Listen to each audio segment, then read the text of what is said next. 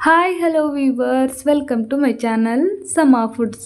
ಇವತ್ತಿನ ವಿಡಿಯೋದಲ್ಲಿ ಪಕ್ಕಾ ಕರಾವಳಿ ಶೈಲಿಯಲ್ಲಿ ಕಬ್ಬಿಣದ ಹಂಚಿನ ಮೇಲೆ ಒಂದು ಸೀಕ್ರೆಟ್ ಇಂಗ್ರೀಡಿಯೆಂಟನ್ನು ಬಳಸಿ ತುಂಬಾ ಸಾಫ್ಟ್ ಆಗಿರೋ ಪರದೆ ಥರ ಇರೋಂತಹ ನೀರು ದೋಸೆನ ಹೇಗೆ ಮಾಡೋದು ಅನ್ನೋದನ್ನು ಶೇರ್ ಮಾಡ್ತಾ ಇದ್ದೀನಿ. ಇಡೀ ದಿನ ಇಟ್ಟರೂ ಕೂಡ ಇದೇ ಥರ ಸಾಫ್ಟ್ ಆಗಿರುತ್ತೆ. ಇದ್ರ ಜೊತೆಗೆ ಖಾರವಾಗಿರೋ ನೀರು ಚಟ್ನಿ ಕೂಡ ಶೇರ್ ಮಾಡ್ತಾ ಇದ್ದೀನಿ. ಇವೆರಡರ ಕಾಂಬಿನೇಷನ್ನು ಸೂಪರ್ ಆಗಿರುತ್ತೆ. ಈ ವಿಡಿಯೋದಲ್ಲಿ ನೀರು ದೋಸೆ ಬಗೆಗಿನ ಹಲವಾರು ಟಿಪ್ಸ್ಗಳನ್ನು ನಾನು ಶೇರ್ ಮಾಡಿದ್ದೀನಿ. ತುಂಬ ಜನರಿಗೆ ಇದು ಹೆಲ್ಪ್ ಆಗುತ್ತೆ. ಸೊ ವಿಡಿಯೋನ ಪೂರ್ತಿಯಾಗಿ ಸ್ಕಿಪ್ ಮಾಡದೆ ನೋಡಿ. ಪರ್ಫೆಕ್ಟ್ ಆಗಿರೋ ನೀರು ದೋಸೆನ ಮಾಡೋದಕ್ಕೆ ಒಳ್ಳೆ ಪಳಗಿರೋಂತಹ ಕಬ್ಬಿಣದ ಹಂಚು ಬೇಕು. ಇಲ್ಲ ಅಂದರೆ ಸ್ವಲ್ಪನೂ ಕೂಡ ಚೆನ್ನಾಗಿ ಬರೋದಿಲ್ಲ ನೀರು ದೋಸೆ. ಹಾಗಾಗಿ ಹಿಂದಿನ ದಿನ ರಾತ್ರಿನೇ ಕಬ್ಬಿಣದ ಹಂಚನ್ನು ಚೆನ್ನಾಗಿ ಬಿಸಿ ಮಾಡಿ ಒಂದು 2-3 ಸ್ಪೂನ್ ಆಗುವಷ್ಟು ಎಣ್ಣೆನ ಹಾಕಿ ಈರುಳ್ಳಿಯಿಂದ 4-5 ನಿಮಿಷನಾದರೂ ಈ ಥರ ಚೆನ್ನಾಗಿ ಹಂಚಿನ ಮೇಲೆ ಉಜ್ಜಬೇಕು. ಈ ಥರ ಮಾಡೋದ್ರಿಂದ ತುಂಬಾ ಚೆನ್ನಾಗಿ ದೋಸೆ ಬರುತ್ತೆ. ಇವಾಗ ನೋಡಿ ಇದಾಗಿದೆ. ಚೆನ್ನಾಗಿ ಹೊಗೆ ಬರೋ ಥರ ಕಾಯಿಸಿ ಗ್ಯಾಸ್ನ ಆಫ್ ಮಾಡಿಬಿಡ್ತೀನಿ. ಇದನ್ನು ಹಿಂದಿನ ದಿನ ರಾತ್ರಿನೇ ಮಾಡಿಡಬೇಕು. ನೀರು ದೋಸೆ ಮಾಡೋದಕ್ಕೆ ಇದು ತುಂಬಾ ಇಂಪಾರ್ಟೆಂಟು. ಇದಾದ ನಂತರ ಅಕ್ಕಿನ ನೆನೆಸಿಟ್ಕೊಂಡಿದ್ದೆ. ಇದನ್ನು ಕೂಡ ರಾತ್ರಿನೇ ನೆನೆಸಿಟ್ಟಿದ್ದೀನಿ, ಆದರೆ ತೋರಿಸ್ಲಿಲ್ಲ. ಇಲ್ಲಿ ತೋರಿಸಿರೋಂತಹ ಕಪ್ಪಿಂದ 4 ಕಪ್ ಆಗುವಷ್ಟು ರೇಷನ್ ಅಕ್ಕಿನ 4-5 ಸಲ ಚೆನ್ನಾಗಿ ತೊಳೆದು ರಾತ್ರಿ ಇಡೀ ನೆನೆಸಿಟ್ಟಿದ್ದೆ. ಈಗ ಅದನ್ನು ಒಂದು ಮಿಕ್ಸಿ ಜಾರ್ಗೆ ಸೇರಿಸ್ತಾ ಇದ್ದೀನಿ. ರೇಷನ್ ಅಕ್ಕಿ ಇಲ್ಲ ಅಂತ ಆದರೆ ದೋಸೆ ಅಕ್ಕಿ ಅಂತ ಸಿಗುತ್ತೆ, ಅದನ್ನು ಕೂಡ ಬಳಸಿ ನೀರು ದೋಸೆನ ಮಾಡಬಹುದು. ಇದಾದ ನಂತರ 4 ಕಪ್ ಅಕ್ಕಿಗೆ 1 ಕಪ್ ಆಗುವಷ್ಟು ಫ್ರೆಶ್ ತೆಂಗಿನಕಾಯಿ ತುರಿನ ಸೇರಿಸ್ತಾ ಇದ್ದೀನಿ. ಜೊತೆಗೆ ಸೀಕ್ರೆಟ್ ಇಂಗ್ರೀಡಿಯೆಂಟ್ ಅಂದರೆ ಇದಕ್ಕೆ ಅನ್ನ, ಲೆಫ್ಟ್ ಓವರ್ ರೈಸನ್ನು 1/4 ಕಪ್ ಆಗುವಷ್ಟು ಸೇರಿಸ್ತಾ ಇದ್ದೀನಿ. ಜಾಸ್ತಿ ಬೇಡ. ಇದನ್ನು ಸೇರಿಸೋದ್ರಿಂದ ದೋಸೆ ತುಂಬಾ ಸಾಫ್ಟಾಗಿ ಬರುತ್ತೆ. ಜೊತೆಗೆ ಅಕ್ಕಿನ ನೆನೆಸಿಟ್ಕೊಂಡಿರೋಂತಹ ನೀರನ್ನೇ ರುಬ್ಬೋದಕ್ಕೂ ಕೂಡ ಬಳಸಬೇಕು, ಅದನ್ನು ಚೆಲ್ಲಬೇಡಿ. ಈಗ ಇದನ್ನು ತುಂಬಾ ನೈಸಾಗಿ ಗ್ರೈಂಡ್ ಮಾಡ್ಕೋಬೇಕು. ಗಂಧದ ಥರ ಆಗಬೇಕು ಹಿಟ್ಟು. ಸ್ವಲ್ಪನೂ ತರ್ತರಿಯಾಗಿ ಇರಬಾರ್ದು, ಪೂರ್ತಿಯಾಗಿ ನೈಸ್ ಆಗಬೇಕು. ನೋಡಿ ತುಂಬಾ ನೈಸಾಗಿ ಗ್ರೈಂಡ್ ಮಾಡ್ಕೊಂಡು ತಗೊಂಡಿದ್ದೀನಿ. ಸ್ವಲ್ಪನೂ ತರ್ತರಿಯಾಗಿ ಇಲ್ಲ. ನೀರು ದೋಸೆಗೆ ಹಿಟ್ಟನ್ನು ಕೂಡ ಈ ಥರ ಗ್ರೈಂಡ್ ಮಾಡ್ಕೊಳ್ಳೋದು ತುಂಬಾ ಇಂಪಾರ್ಟೆಂಟ್ ಆಗುತ್ತೆ. ಇಲ್ಲ ಅಂದರೆ ನೀರು ದೋಸೆ ಚೆನ್ನಾಗಿ ಬರೋದಿಲ್ಲ, ಸಾಫ್ಟಾಗೂ ಇರೋದಿಲ್ಲ. ಈಗ ಇದನ್ನು ಒಂದು ಪಾತ್ರೆಗೆ ಸೇರಿಸಿ ಮಿಕ್ಸಿ ಜಾರ್ಗೆ ಸ್ವಲ್ಪ ನೀರನ್ನು ಹಾಕಿ ಅದನ್ನು ಕೂಡ ಪಾತ್ರೆಗೆ ಸೇರಿಸ್ತಾ ಇದ್ದೀನಿ. ಎಕ್ಸ್ಟ್ರಾ ನಾನಿಲ್ಲಿ 1.5 ಗ್ಲಾಸ್ ಆಗುವಷ್ಟು ನೀರನ್ನು ಸೇರಿಸಿದ್ದೀನಿ. ಅಕ್ಕಿನ ನೆನೆಸಿಟ್ಟಿರುವಂತಹ ಅಷ್ಟು ನೀರನ್ನು ನಾನಿಲ್ಲಿ ಬಳಸಿದ್ದೀನಿ, ಚೆಲ್ಲಿಲ್ಲ. ಈಗ ನೋಡಿ ನೀರು ದೋಸೆ ಬ್ಯಾಟರು ಇಷ್ಟೊಂದು ತೆಳುವಾಗಿರಬೇಕು. ಅಂದರೆ ಗಟ್ಟಿ ಮಜ್ಜಿಗೆ ಇರುತ್ತಲ್ಲ, ಹೆಚ್ಚು ಕಡಿಮೆ ಆ ಥರ ಇರಬೇಕು. ಈಗ ಇದಕ್ಕೆ ರುಚಿಗೆ ತಕ್ಕಷ್ಟು ಉಪ್ಪನ್ನು ಸೇರಿಸಿ ಮತ್ತೊಂದು ಸಲ ಚೆನ್ನಾಗಿ ಮಿಕ್ಸ್ ಮಾಡ್ಕೊಳ್ತಾ ಇದ್ದೀನಿ. ಇದು ಯಾಕೋ ಸ್ವಲ್ಪ ಗಟ್ಟಿ ಅನ್ನಿಸ್ತು, ಹಾಗಾಗಿ ನಾನು ಇದಕ್ಕೆ ಇನ್ನೊಂದು ಸ್ವಲ್ಪ ನೀರನ್ನು ಸೇರಿಸ್ದೆ.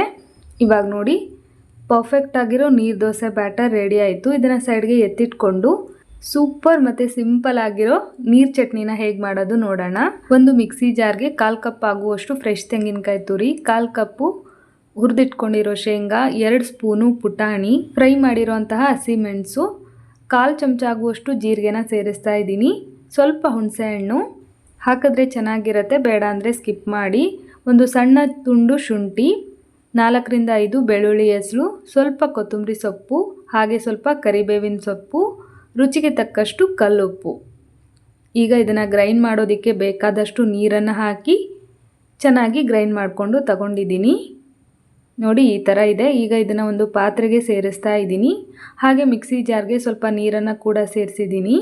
ಜೊತೆಗೆ ಜೀರಿಗೆ, ಸಾಸಿವೆ, ಕರಿಬೇವು, ಒಣಮೆಣ್ಸಿನ್ಕಾಯ್ದು ಒಗ್ಗರಣೆ ಮಾಡಿಟ್ಕೊಂಡಿದ್ದೆ, ಅದನ್ನು ಕೂಡ ಸೇರಿಸಿ ಚೆನ್ನಾಗಿ ಮಿಕ್ಸ್ ಮಾಡಿದ್ರೆ ನೀರು ದೋಸೆಗೆ ನೀರು ಚಟ್ನಿ ರೆಡಿ ಆಗುತ್ತೆ.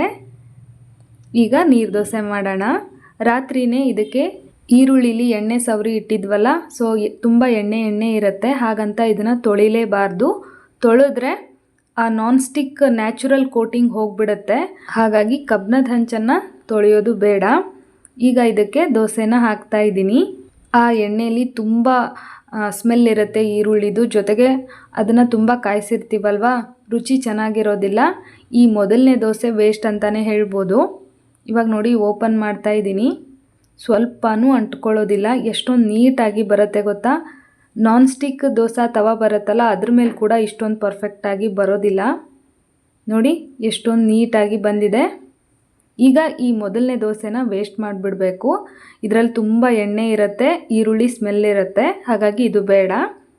ಈಗ ಮತ್ತೆ ಕಾಟನ್ ಬಟ್ಟೆಯಿಂದ ದೋಸೆ ಹಂಚನ್ನು ಚೆನ್ನಾಗಿ ಒರೆಸ್ಬೇಕು. ನೋಡಿ ಒರೆಸಿದ್ದಾಗಿದೆ. ಈಗ ಇದಕ್ಕೆ ಒಂದು ಸಣ್ಣ ಬೌಲಲ್ಲಿ ಎಣ್ಣೆನ ತಗೊಂಡಿದ್ದೀನಿ. ಜೊತೆಗೆ ತೆಂಗಿನಕಾಯಿ ಜುಟ್ಟು ಬರುತ್ತಲ್ಲ, ಇದನ್ನು ರೆಡಿ ಮಾಡಿ ಇಟ್ಕೊಂಡಿದ್ದೀನಿ. ಇದನ್ನು ಹೇಗೆ ಮಾಡೋದು ಅಂತ ಕೇಳಿದ್ರೆ ಬೇರೆ ವಿಡಿಯೋದಲ್ಲಿ ಅದನ್ನು ನಾನು ನಿಮಗೆ ತಿಳಿಸ್ಕೊಡ್ತೀನಿ. ಈಗ ಈ ತೆಂಗಿನ ಜುಟ್ಟಿಂದ ಚೆನ್ನಾಗಿ ಎಣ್ಣೆನ ಸವರಬೇಕು. ಈ ತೆಂಗಿನ ಜುಟ್ಟಿಂದ ಎಣ್ಣೆನ ಸವರೋದ್ರಿಂದ ದೋಸೆ ಹಂಚು ತುಂಬ ಚೆನ್ನಾಗಿ ಪಳಗುತ್ತೆ, ಕನ್ನಡಿ ಥರ ಹೊಳೆಯುತ್ತೆ. ನಾನ್ ಸ್ಟಿಕ್ಕಲ್ಲಿ ಬರೋಕ್ಕಿಂತನೂ ಸೂಪರಾಗಿ ದೋಸೆ ಬರುತ್ತೆ. ಸ್ಪೂನಿಂದ ಎಣ್ಣೆ ಸವರಿದ್ರೆ ದೋಸೆ ಚೆನ್ನಾಗಿ ಬರೋದಿಲ್ಲ. ಅಥವಾ ಈ ರಬ್ಬರ್ ಥರ ಇರುತ್ತೆ ಎಣ್ಣೆ ಸವರೋಕ್ಕೆ ಅಂತಲೇ ಒಂದು ಸ್ಪ್ಯಾಚುಲಾ ಬರುತ್ತಲ್ಲ, ಅದನ್ನಂತೂ ಬಳಸಲೇಬೇಡಿ, ಹೆಲ್ತ್ಗೆ ಒಳ್ಳೆಯದಲ್ಲ. ಇವಾಗ ನೋಡಿ ನೀರು ದೋಸೆನ ಹಾಕಿ ಚೆನ್ನಾಗಿ ಹರಡಿದ್ದೀನಿ. ಇದಕ್ಕೆ ಮುಖ್ಯವಾಗಿ ಏನಂದರೆ ಮೇಲ್ಗಡೆ ಮುಚ್ಚಲೇಬೇಕು. ಒಂದು 30 ಸೆಕೆಂಡ್ ಮುಚ್ಚಿದ್ರೆ ಸಾಕು. ಮುಚ್ಚಲಿಲ್ಲ ಅಂದರೆ ಮೇಲ್ಗಡೆ ಹಿಟ್ಟು ಹಾಗೇ ಇರುತ್ತೆ. ಯಾಕಂದರೆ ನಾವು ಒಂದೇ ಕಡೆ ಮಾತ್ರ ನೀರು ದೋಸೆನ ಬೇಯಿಸ್ತೀವಲ್ವ, ಹಾಗಾಗಿ ಮುಚ್ಚಿ ಬೇಯಿಸಬೇಕು. ಈಗ ನೋಡಿ ಸ್ವಲ್ಪನೂ ಅಂಟ್ಕೊಂಡಿಲ್ಲ, ಎಷ್ಟು ಈಸಿಯಾಗಿ ನೀರು ದೋಸೆ ಬಂತು ಅಂತ. ಇದನ್ನು ಬಿಸಿ ಇರುವಾಗಲೇ ತವಾದ ಮೇಲೇ ಮಡಚಿಬಿಟ್ರೆ ಅಂಟ್ಕೊಂಡ್ಬಿಡುತ್ತೆ. ಹಾಗಾಗಿ ಒಂದು ತಟ್ಟೆಗೆ ತೆಗೆದಿಟ್ಟು ಸ್ವಲ್ಪ ತಣ್ಣಗಾದ್ಮೇಲೆ ಮಡಚಿಡಬೇಕು, ಅಂದರೆ ಅದು ಅಂಟ್ಕೊಂಡಿರೋದಿಲ್ಲ. ಈಗ ನೋಡಿ ಮತ್ತೆ ತೆಂಗಿನ ಜುಟ್ಟಿಂದ ಎಣ್ಣೆನ ಸವರಿ ನೀರು ದೋಸೆನ ಹರಡ್ತಾ ಇದ್ದೀನಿ. ಈಗ ಮತ್ತೆ ಮುಚ್ಚಿ ಒಂದು 30 ಸೆಕೆಂಡ್ ಬೇಯಿಸ್ಕೊಳ್ತೀನಿ. 30 ಸೆಕೆಂಡ್ ಆದರೆ ಸಾಕು. ಈಗ ತೆಗೆದು ಈ ದೋಸೆನೂ ಕೂಡ ತೋರಿಸ್ತಾ ಇದ್ದೀನಿ. ನೋಡಿ ಎಷ್ಟೊಂದು ನೀಟಾಗಿ ಪರ್ಫೆಕ್ಟಾಗಿ ಬಂದಿದೆ ಅಂತ. ದೋಸೆ ಎಲ್ಲ ಮಾಡಿದ್ದಾದ ನಂತರ ಮತ್ತೆ ಅದಕ್ಕೆ ಎಣ್ಣೆನ ಸವರಿ ಇಡಬೇಕು. ಹಾಗೆ ಮಾಡಿದ್ರೆ ನೆಕ್ಸ್ಟ್ ಟೈಮು ತುಂಬ ಈಸಿಯಾಗಿ ದೋಸೆ ಬರುತ್ತೆ. ಇವಾಗ ನೋಡಿ ಸ್ವಲ್ಪ ತಣ್ಣಗಾಗಿರೋಂಥ ದೋಸೆನ ಮಡಚಿದ್ದೀನಿ. ಈ ಥರ ತಣ್ಣಗಾದ್ಮೇಲೆ ಮಡಚಿದ್ರೆ ಇಡೀ ದಿನ ಸಾಫ್ಟಾಗಿರುತ್ತೆ, ಅಂಟ್ಕೊಳ್ಳೋದಿಲ್ಲ. ಸೊ ತವಾದ ಮೇಲೆ ಮಡ್ಚಕ್ಕೆ ಹೋಗಬೇಡಿ. ಎಷ್ಟೊಂದು ಸಾಫ್ಟಾಗಿ ಪರದೆ ಥರ ಬಂದಿದೆ ಅಲ್ವಾ ದೋಸೆ. ಈ ವಿಡಿಯೋ ನಿಮಗೆ ಇಷ್ಟ ಆಯಿತು ಅಂದ್ಕೊಳ್ತೀನಿ. ನೀವು ಕೂಡ ಮಾಡಿ ಹೇಗೆ ಬಂತು ಅಂತ ತಿಳಿಸಿ. ಮುಂದಿನ ವಿಡಿಯೋದಲ್ಲಿ ಮತ್ತೆ ಸಿಗ್ತೀನಿ. Bye friends, thank you.